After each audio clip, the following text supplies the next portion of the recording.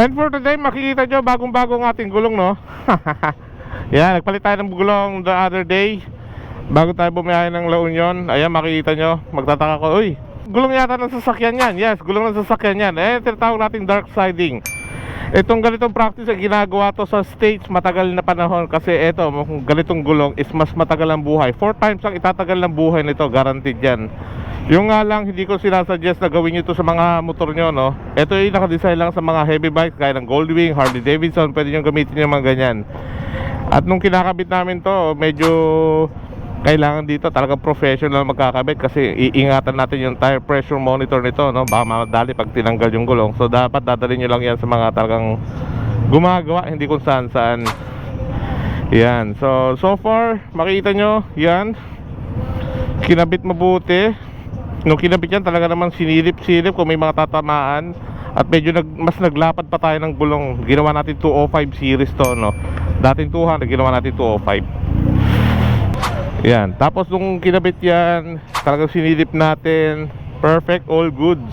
Ngayong na-test ride natin, isa lang masasabi ko, no? Medyo maninibago ka, nakakapanibago. Kasi medyo jerky ang kanyang handling. Pero napag-aaralan naman yan. Hindi naman kasi ina-advise na gawin yan, pero pwede. Uy! Pero pagka ginawa nyo yung ganyan, make sure na kaya nyo, no? Kasi yung pagka-jerky niya sa mga kalsada, yung mga event, talagang kukontrahin mo lahat.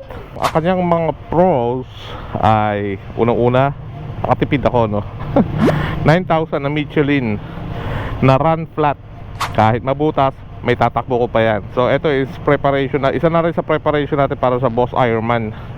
Yung gulong na yan, ito talaga, yan ang itong talagang biyaheng walang hintuan pag ayan na, kita nyo naman, sangka pa, diba? So yun ang isa sa mga pros, matipid. Pangalawa, mas matagal ang buhay. 3 to 4 times ng buhay na regular na gulong ng mga big bike ang itatagal dito. Correct, mga utols. Wow. Yes, proven and tested yan. Sa stage pa lang nakikita ko lang ginagawa yan ng mga kaibigan natin doon. Yan, at ang cons naman is, isa lang ang cons niya.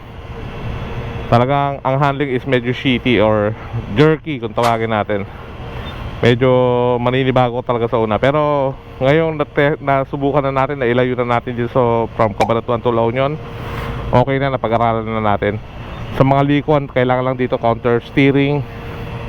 Siyempre, pagka merong mga uneven roads, dapat kukontrahin mo lagi yan. Dapat alert ka, ready ka. At higit sa lahat, bawal ang tanga. Ayan, so na-share ko lang sa inyo, no? So hindi ko sinasabing gawin nyo sa mga motor yan. At kailangan dyan is mga may alam or talagang rider na. Yes.